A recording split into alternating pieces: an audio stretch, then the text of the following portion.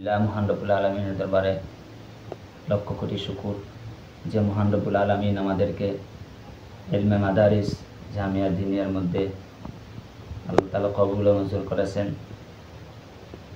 আমি এখন আপনাদের সামনে আমি মিশকাতুল মাসাবিহ থেকে আমি একটি হাদিস শোনাবো। আপনারা ধৈর্য সহকারে নবীজির একটি হাদিস শুনবেন।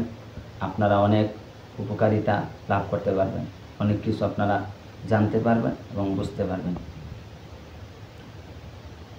عن عبد الله بن عمرو رضي الله تعالى عنه قال قال رسول الله صلى الله عليه وسلم بلغوا عني ولو آية وحدثوا عن بني إسرائيل ولا حرج ومن كذب على متعمدا فليتبوأ مقعده من النار।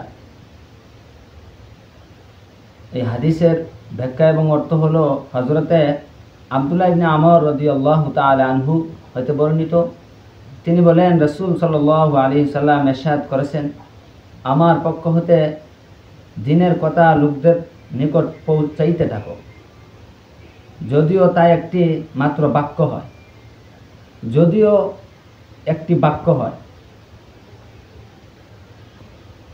আর বনি ইসরাইল হতে শোনা কথা বর্ণনা করতে পারো, তাতে কোনো দোষ নেই, অর্থাৎ তাদের ভালো কথা শুনতে কোনো দোষ নেই।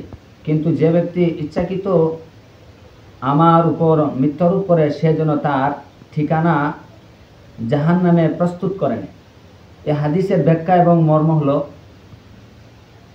যদি নবীজির হাদিস থেকে আমরা জানতে পেরেছি বাল্লিগু আন্নি ওয়ালাউ আয়া,